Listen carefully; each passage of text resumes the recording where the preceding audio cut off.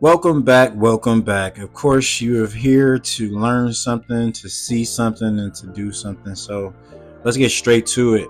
I am doing a normal sized bathroom. This is a Port Washington bathroom. It's in Grafton, Wisconsin. So it's near Port Washington, near Grafton, going out towards the Green Bay area. This is a, new construction tract house, rural area house, and all of it's new construction. So you're going to have your drywall, you're going to have your tile floors in the bathroom, carpet throughout the upper floors and bedroom areas, and then throughout the lower floors you're going to have your laminate hardwood or different things like that. So throughout this video I'm going to tell you about cost for the job, and I'm going to also tell you about cost for some of the different items. So what I've learned here is in this market, you can't just price everything out the same. If this was an older house, I would definitely be higher on the price point. But since it is a new construction house, I know exactly what's going on. I know exactly what my, profit's going to be and what materials will be needed. The customer was handling everything related to materials, so it gives me an easier job just to get in there, demo out everything, and go ahead and remodel. In this specific job, they were keeping the tub, and I didn't have to change out anything on the tub. So all I had to do is take out the vanity, remove the flooring, the tile subfloor, and the trim, since I was going to be going underneath the door jambs in order to install the tile. As you can see here, I'm going ahead and disconnecting the lines first, because that's the first thing you got to do. Disconnect the lines, disconnect the P-trap, so when you actually rip it away from the wall or take the sink top off, it's not actually connected to it. So that's that. At this point in time, we got to go ahead and get the backsplash off. So you cut that on off. Got to get that silicone or caulk or adhesive get that initial cut, and then you're going to want to pry with something flat. You don't want to use a hammer and if you're going to use a hammer, use something flat against the wall like a putty knife. That way you're not just prying into the drywall if there's a hollow spot. But you got to get every side, underneath, everything. Be careful with this blade, because you can really slice yourself really badly. That's why I'm holding it just like this. Obviously you want to get every side of it, the bottom, the top, the middle, underneath, everything. And what I did is just did this. I'm just really trying to see how loose it is, see if I actually need to get some type of pry tool. But this was working pretty good for me, and it also tears the adhesive glue off of the backing. So it's kind of doing two different jobs. It's tearing the glue, and it's also prying it from the wall without tearing the wall open with a more blunt object like the back of the hammer. So I got to do that. Obviously we have this one butted up against it, so you have to take this one off first. So now, like I said, I'm going to go ahead and get this pried off. Got that first piece off, and I'm just going to make sure I got everything I need on site with me right next to there. We had to go ahead and take it out. So I did this by myself, and I didn't want to mess anything up. So this granite, these countertops, I think these are original granite. Like, that's what they usually do. And a little bit better communities, they're definitely gonna make up for the price of the home, and little finishes like granite and islands and bigger floor spaces for different things. So this is very heavy for one guy. If you can get two guys on it, just get two guys on it. And that's why I really don't like working by myself. But the overhead is much better, and until I'm able to get bigger jobs where I can actually get the client to agree to bigger budgets, which I'm working on now, I'll be on the road. So I'll be able to talk about that in later videos. So yeah, we're getting this out of there. Obviously you see, and I put it on the dolly so it's easier to move down the steps by myself.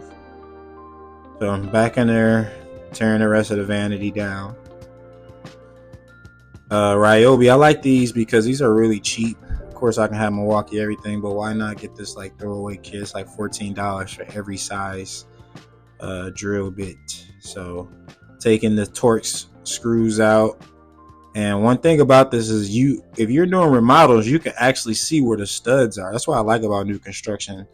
The last contractor will like mark out the studs, and all you gotta do is mark it out and make sure when you put your new cabinet lines, you're paying attention where the studs are. As you can see, I pointed them out in the video. So this is just a good reference, because this is something you want to be into once you get your new cabinets, and you want to make sure you are hitting the studs. And if you're building a house and you're framing, you just want to make sure you just put blocking behind any area. This specific cabinet had a vent, HVAC venting underneath. So essentially it comes up through the floor instead of out of the wall. This register I had to take off in order to move this sink.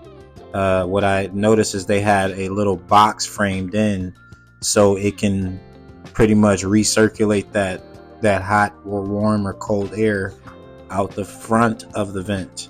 So they did some type of ingenuity there, so that was smart, at least on their part. But it would have been better just to have the floor vent coming out of another area instead of putting the vanity over it and then having to build that for it.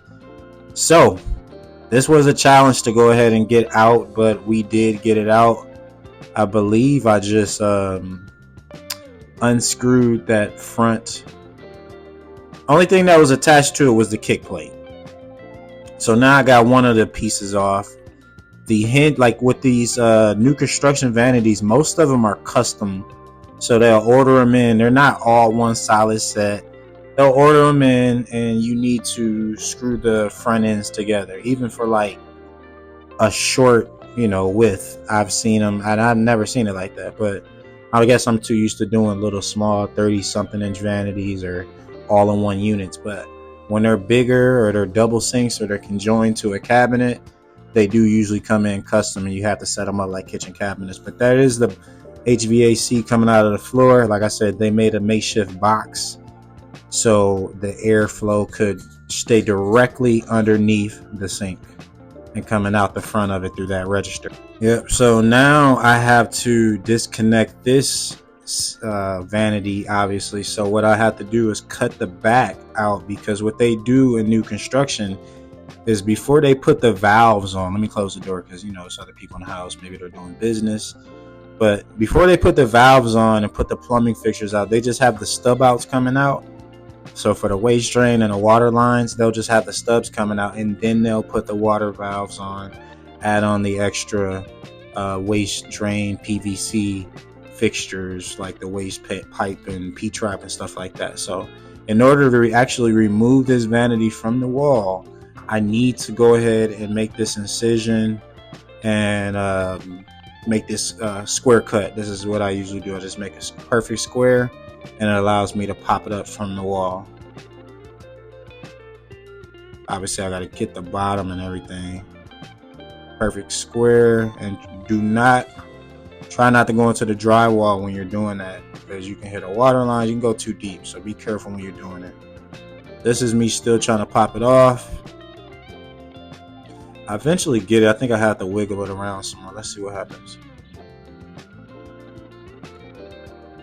Okay, I got to go back to the multi-tool. That here is called a multi-tool, and it is very multi-useful for so many things. The blades are expensive, and when you're doing jobs, you need to start paying attention to your overhead, your materials, like things like blades and things you're going to need. That needs to be passed on to the customers.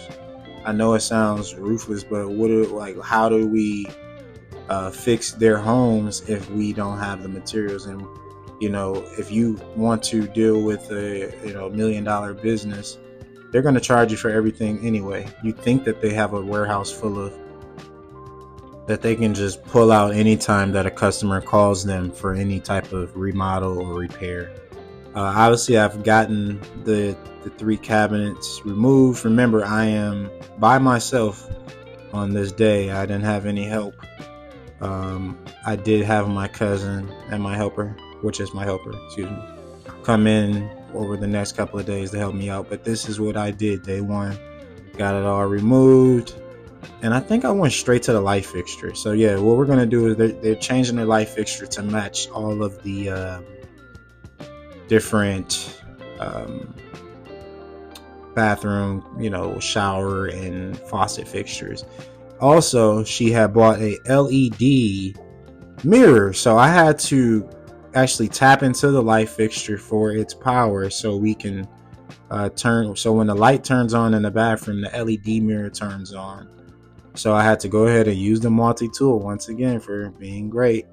I had to check where the stud was, obviously, and I knew I had good clearance, so I had to cut into the wall, figure out where exactly the wire is to the electrical is in the wall. Once I locate that, I know that it's on the same level as where the see, I went right into it, so I didn't cut it. Don't worry about that. Always be light with your multi-tool. Kind of know you're only going 1/2 inch in deep. That means if you just so happily run into a water pipe or PVC, you didn't just make a leak or you didn't actually gouge into it. So you got to be careful.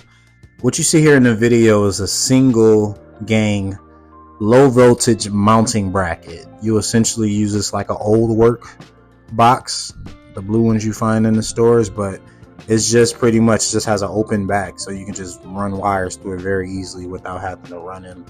This is something for low voltage. I would consider this low voltage for the mirror.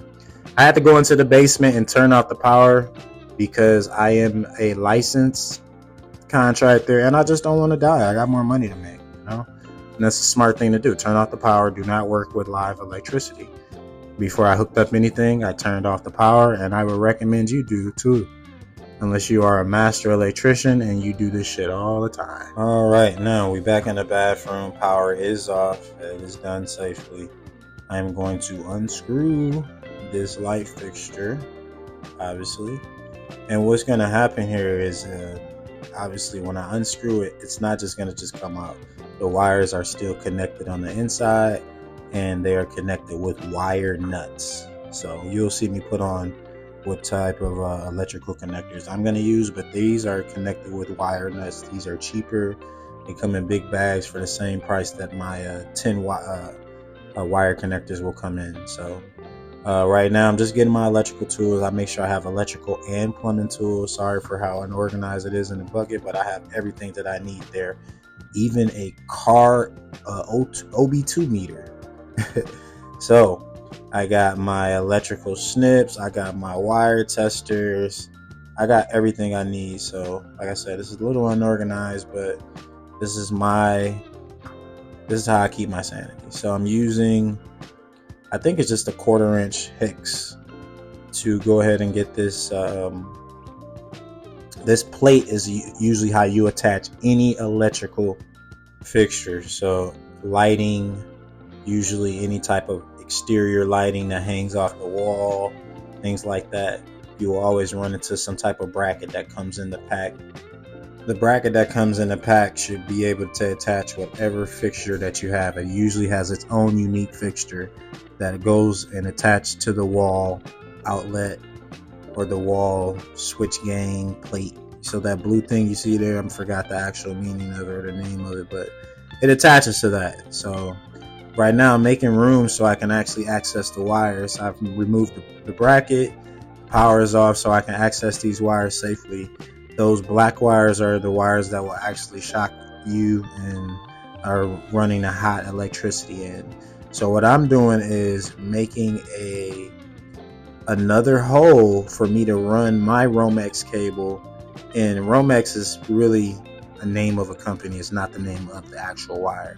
But this is electrical wire. This is 14-2 wire, 14 gauge, 2 wires. And what that means is that it's a certain type of thickness.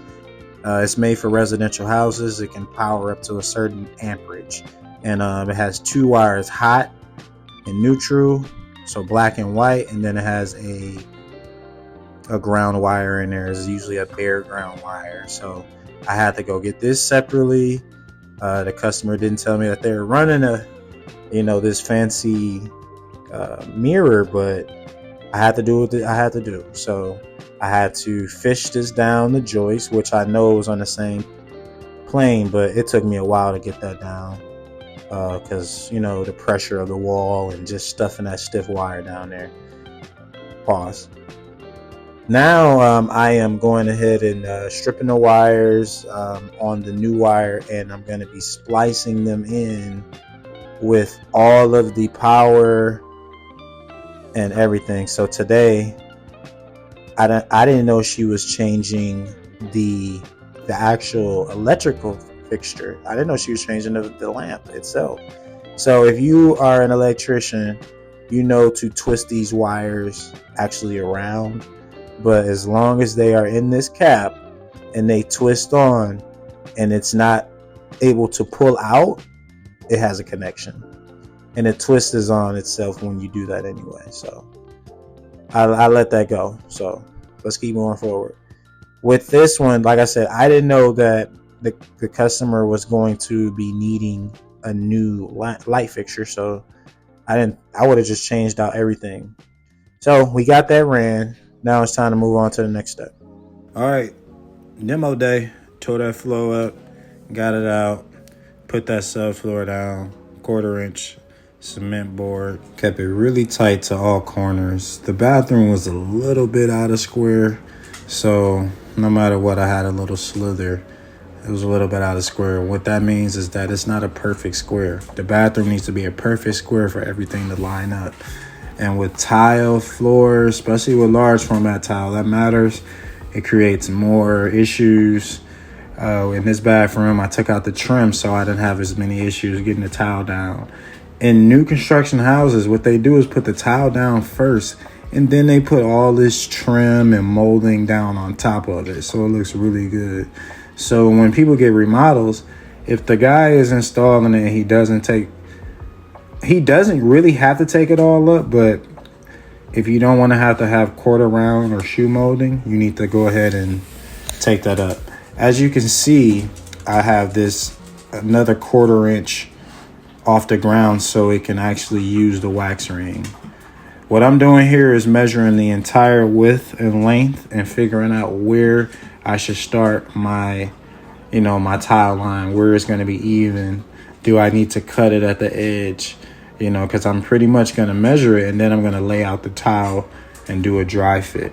So that's how I usually lay tile. I always measure first, find the room center, find the best way it's going to be for the layout, what is going to be easier for me to lay out, and also making sure everything is very tight. Like I said, this bathroom is a little out of square, and I don't want the tile too far from the tub, so I don't want to have to cut anything on the tub, near the tub, so I'll just cut it around the edge of the trim, which I end up cutting it on this back wall.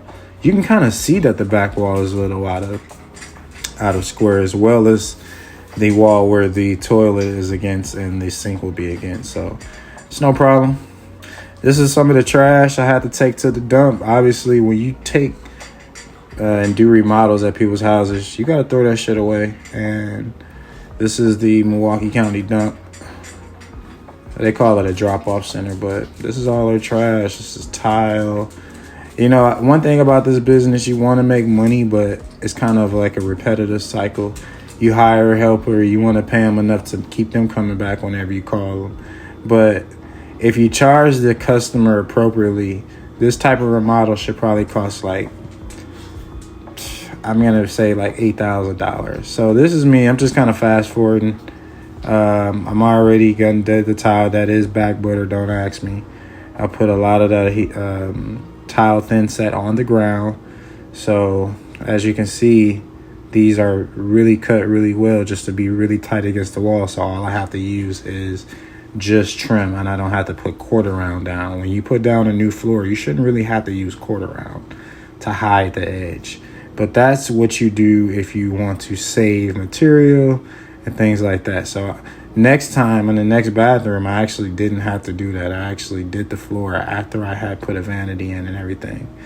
All of these materials, I believe she ordered from Home Depot, the flooring. I got the clips, of course, and things like that. But 24 by 24 tile, as I said, I do back butter. So I back butter, and then I actually get to the spot on the ground and make sure there is actual. But in this situation, there wasn't a lot of room. So I back buttered the actual tile to actually go into the spot. So the spot has adhesive on it, and I back buttered the tile. The spot is adhesive flat, and the tile actually has the grooves on there. So I'm able to set it in. This is the last piece. And like I said, everything is pretty tight. So when I put the trim in, I will not need anything else. Right here is where I actually set the clips. You take those little white clips and you set it underneath the tile in between the grooves, so it sits underneath both tile in between the grooves. I believe this is another tile I had, the last piece. This is the next day after I've grouted and stuff like that. I think I was leaving, or it's a day after that. But I came back, I had grouted, and I really wish she would have let me paint the whole bathroom. So it's really missing a lot of stuff. So this is the toilet wax ring. I know you guys know about these toilet seal kits. It's like made out of like a plastic instead of wax. It has a spacer, as you can see on the ground. It has like the black spacer. So if it's lower, you can space it up some. But these toilets on new construction houses are really made pretty level. So I went with the same size, same height tile, same height cement board. So it was pretty easy to get the toilet level without a big deal. Don't mind that square cut. Yeah, I could have did a circular cut, but the toilet would have covered it anyway. And you know, this is one of those situations where I'm trying to finish the bathroom in 1 week and not destroy the tile, because she literally had just enough tile for me to finish it. So I know square cuts would not have been a compromise. This is some of the trash debris that I had to take to the dump. So just a lot of stuff that they've been accumulating, different projects in the house. But I had to take a lot of this to the dump. And this is back when it was snowing a lot. This is a lot of snow outside, as you can see. But yeah, just trash over trash over trash. It was very cold outside. So try to keep your job site clean. You see I'm running over stuff because there's trash everywhere. So I'm stepping on garage door opener sensors. And, you know, at this point in time, I say, you know what, I got to get this out of there. So what I'm going to say is my client has a lot of taste. She likes modern fixtures, modern everything. She went with the very bright colors. Look how close this toilet fits to the wall. Like, do not try to do that by yourself. It's not happening. Yeah, so to the vanity. These are nice vanities. You can see it in this picture here. This was a 48-inch vanity. And here is the master bathroom vanity. Just really nice vanities. They're heavy. They can sit on the ground without moving themselves, but of course you secure those to the studs. All right, now I'm back to the electrical. We got the vanity in, plumbing, water lines. That's kind of straightforward. I mean, I don't need to show you all that. Or should I? But just, we'll show you that in another video. All you gotta do is set the vanity to the wall, and you screw it to the wall to the studs, and you connect the water lines. You have to align it. But if you order the vanity size correctly, you shouldn't have to worry about it. It should line right back up to the original. What you see here is me working with Wagyu wire connections. Wago, Wagyu, whatever you want to call it. But these to me are the easiest DIY wire connectors, but I am not a DIYer.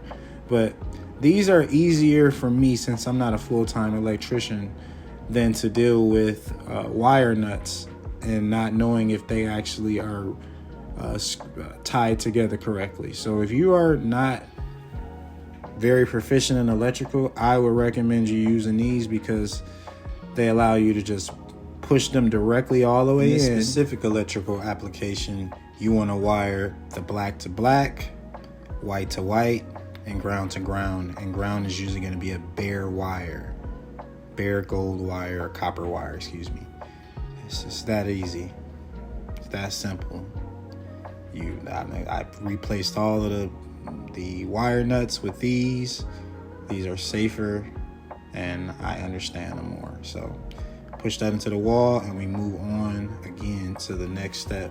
You see that new light, if you can see, it's gold, and it's gonna match the sink.